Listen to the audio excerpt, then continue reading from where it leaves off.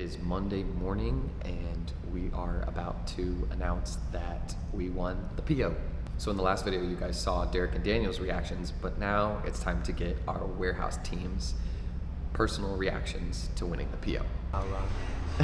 Let me gather it up. You excited to have robots? Have you worked with robots before or anything? Well, or? I mean, I got laid off by robots, so I'm still a little iffy about them, but still dope though.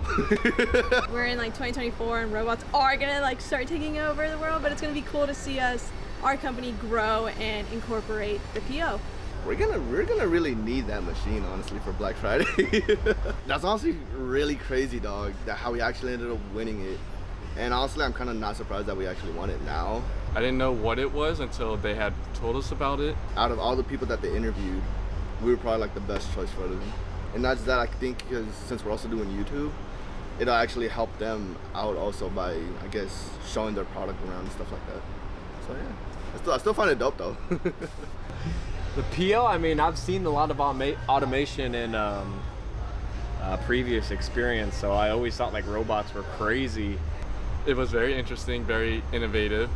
I think it will help speed up the process of the packing and picking process, especially since with the companies we have been getting, it's been like a little hectic for us a few days, especially if they had to take a few days off.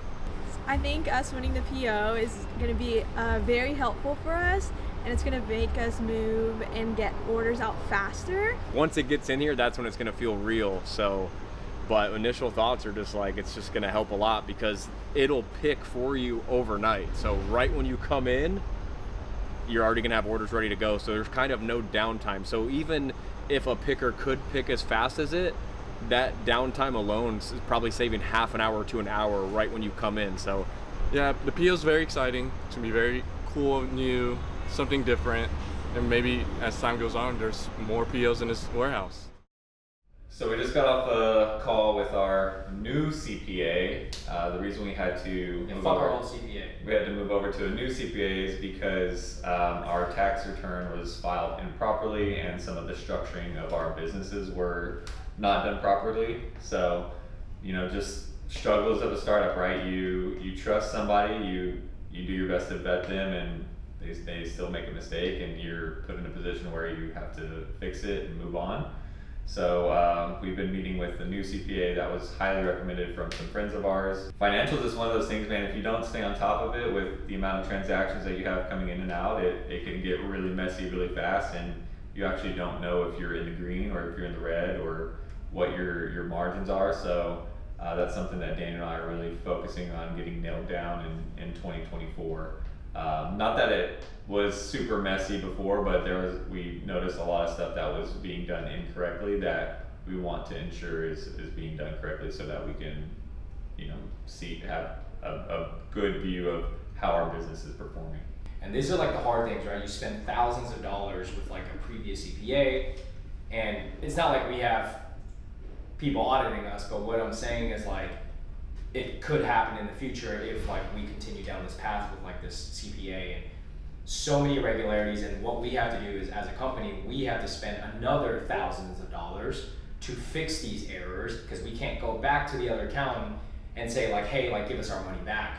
These are things that like if we bring it up to other accountant, they'll have their way of justifying how these are done. And for us, it's like, we have a very unique business. We have multiple facets of the business. And if you're not in this realm of like accounting or whatever, like you're not gonna understand how to categorize our business. And it is difficult. Like we spent, I mean, it's been like a month. Like it's been like a month of like back and forth, repairing and spending money and just getting things right on the right foot. Because from day one, we've always been like, all right, make sure the numbers are good. We need to make sure like our books are good. When you're friends and your business partners, this is where things get messy, and this is why like a lot of people say like, oh, you can't be friends with your business partners, but that's where I disagree. As long as there's like professional accountability within each other, which is having everything like lined out properly, there's never gonna be any arguments because everything's clear cut. And so if you're doing this the proper way, like you can run a successful business and maintain friendships along the way. That's really fucking important.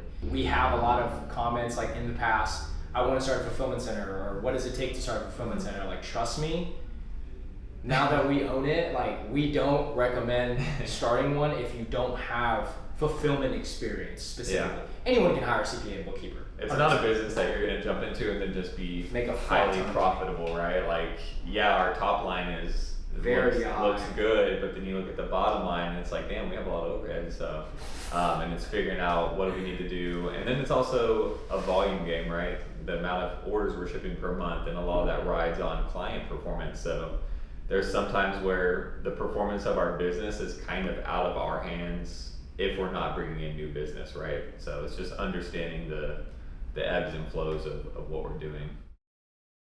All right, as you guys know, we won the PO, so with that comes some preparation in the warehouse. We're actually gonna put it right over here. So the width of this first beam is 12 foot, the PO is 12 foot. So we're gonna remove this whole rack and the PO is gonna sit right here. It's gonna come all the way out to about right here. There's gonna be 2 packing stations right here. So the way we had it set up in here, we had kind of like a square with all of our packing stations. Talking with Kevin to see what the best way to kind of improve the workflow when we get the PO. So in preparation for that, we went ahead and moved all this today. Kevin can talk a little bit more about the flow, but we went with just lining all the tables up back to back.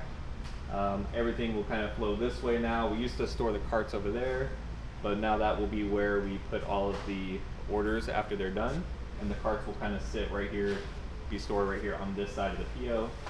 And then these 2 stations back here are currently our receiving tables.